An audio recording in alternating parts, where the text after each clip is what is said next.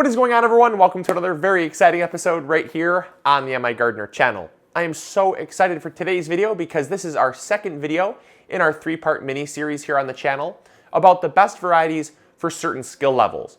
The last video, the first video, was on the beginning gardener. This video, we're going to be covering the intermediate gardener, and then the next video and the final video is going to be about the advanced gardener. So what is an intermediate gardener? I would say, and this is obviously just a rough estimate because obviously skill levels vary pretty widely, but I would say it has to be more than 1 year of gardening experience and probably less than 3 to 5 years. So if you kind of fall in that kind of 2 to 5 years of gardening experience, you're probably what would be considered an intermediate level gardener. Now obviously you might feel like you have enough gardening experience after 1 year to consider yourself an advanced gardener. That's totally up to you, but I'm simply going off of kind of what I consider to be the averages. So, don't hold it to me to be exact, but if you fall anywhere between that 1 to 5 years, or 2 to 5 years, I should say, you're going to have enough gardening experience, or you should have enough gardening experience to grow this handful of crops. Now, what's really nice is the fact that if you're an intermediate gardener, you're also going to be able to grow all of the things we mentioned in the first episode. So you get all of those plus these, meaning there's a few more things that you can add to your gardening resume when it comes to starting from seed. So the first one I want to talk about is asparagus.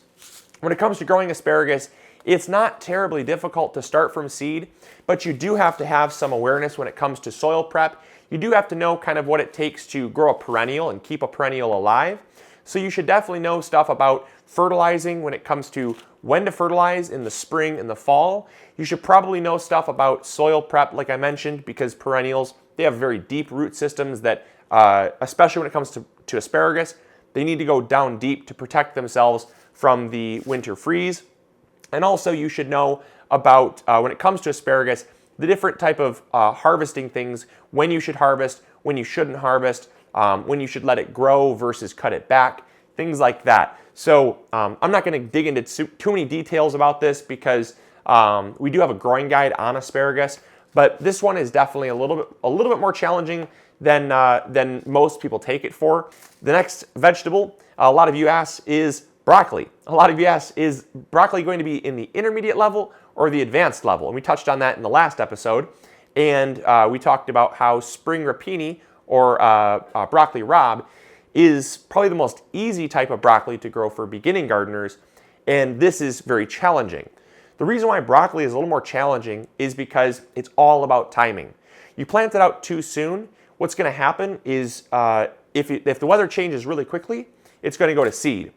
Also with broccoli is you have to understand that there are 2 seasons you can grow broccoli. So you can't just throw it out in the garden and expect it to do well.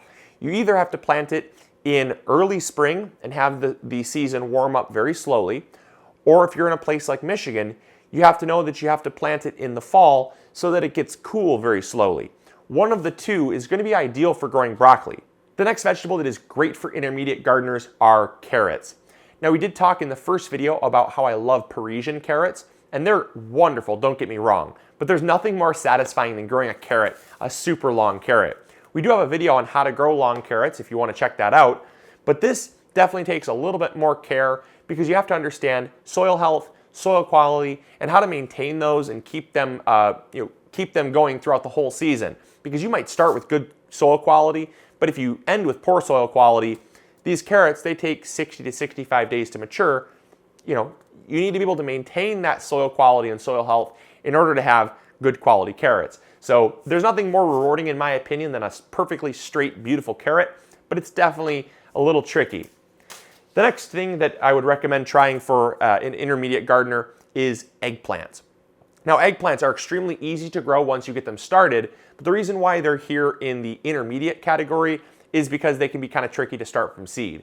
They can take 2 to 3 weeks to start from seed, so this experience of starting things from seed is what I really want you all to hone. It's not growing it that's difficult, trust me. I mean, if you can grow a tomato or you can grow a pepper, you can grow these.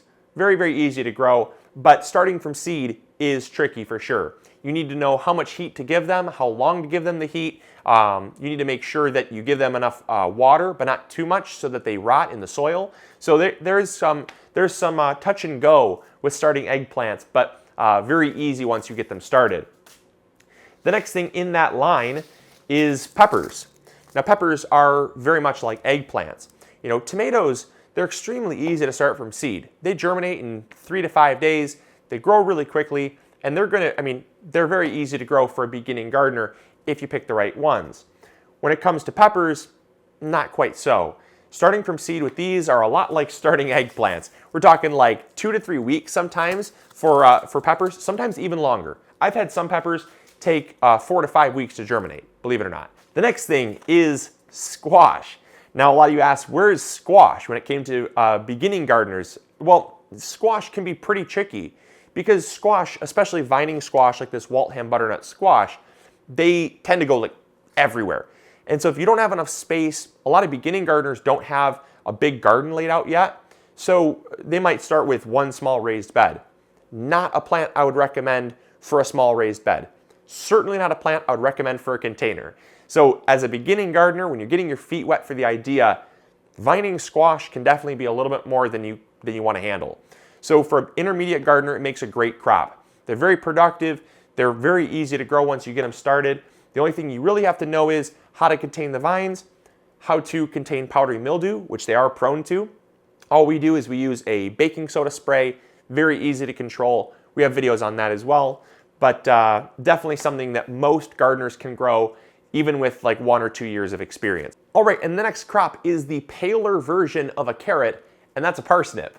Now a parsnip, they are very similar to carrots in that they're long tap roots. You know, they're very much carrot-like. It's like a carrot meets a potato almost, and I absolutely love them, but they are very tricky to grow because the tap roots, I mean, if you think a carrot has a long tap root, check out parsnips.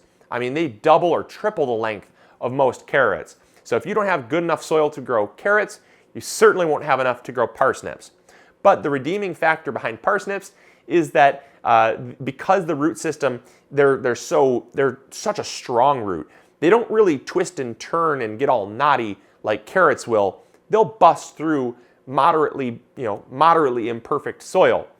But you still do have to know how to keep soil quality good and keep the health of the soil up in order for them to have good root development. But when it comes to harder, kind of more compacted soil, these will excel before carrots do because they're so much stronger. Now the next crop is cantaloupe. Cantaloupes are probably the easiest of the melons to grow, and that's why I put this one specifically in the intermediate category, because for the most part, all melons are going to be in the advanced category. They take a long time to mature. You have to keep them healthy for a long time. They take, timing is everything with when you can move them out and when to harvest the melons. They're very tricky.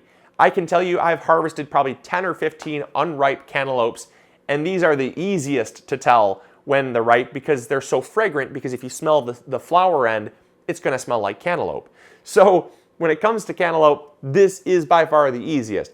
But do not take this as like all melons are easy to grow. Watermelons are even harder, which is why they're in the advanced category. But when it comes to melons, give cantaloupe a try. I would say these are probably the best way to get some experience with growing melons. And if you grow these well, then move up to watermelons and other things we'll talk about in the next episode. But these are not too hard when it comes to melons, but they are pretty tricky. The next crop that I want to talk about are tomatoes.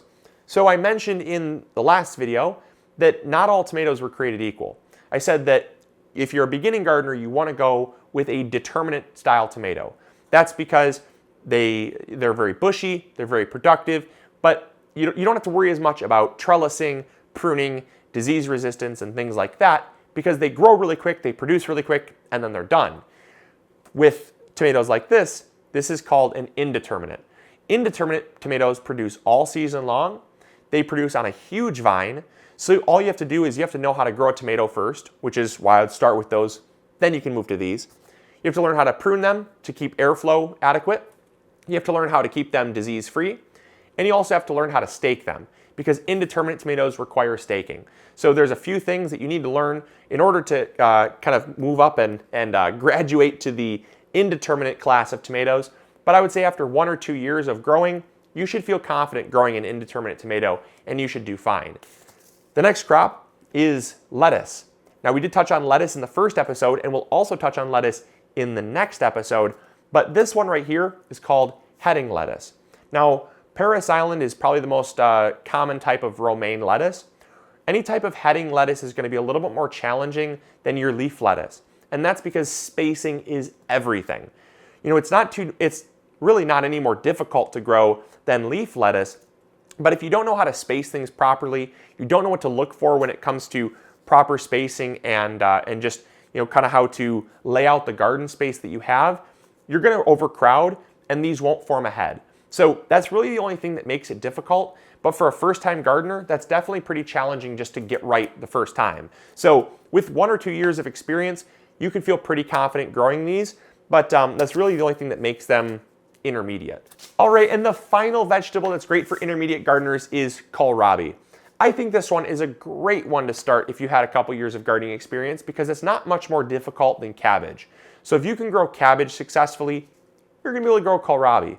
Kohlrabi is a brassica, so when you start with cabbage your first year, you're gonna get that to grow well, and if you can get that to grow well, kohlrabi is a breeze. All it really comes down to is timing.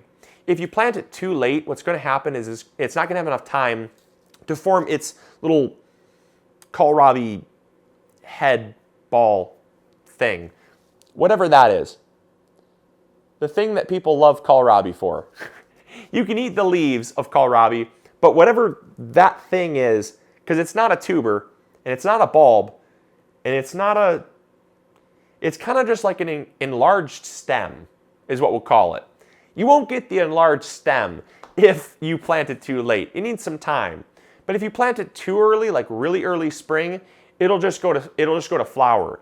So what I always say is you have to know timing of vegetables, when you should be planting something, what classification it is. This is not a cold weather vegetable. It can grow in cold weather, but this is actually more of like a summer crop. So you have to know kind of when to plant your summer crops, when to plant your fall crops, when to plant your spring crops, because timing is everything with kohlrabi. But if you know your timing and you know when you're planting your stuff, this is a breeze. It's not too hard. Like I said, it's no harder than cabbage. So there's all of the crops for the intermediate gardener. I really hope you guys enjoyed. I hope you learned something new. I've had so much fun filming this series so far, and so I really hope that you guys are enjoying it as well. Let me know in the comments box below what your thoughts are so far, and if you're excited for the advanced gardener section, which is coming up next. I'm really excited for the advanced gardener. So give you a little hint. That's what we're gonna be talking about.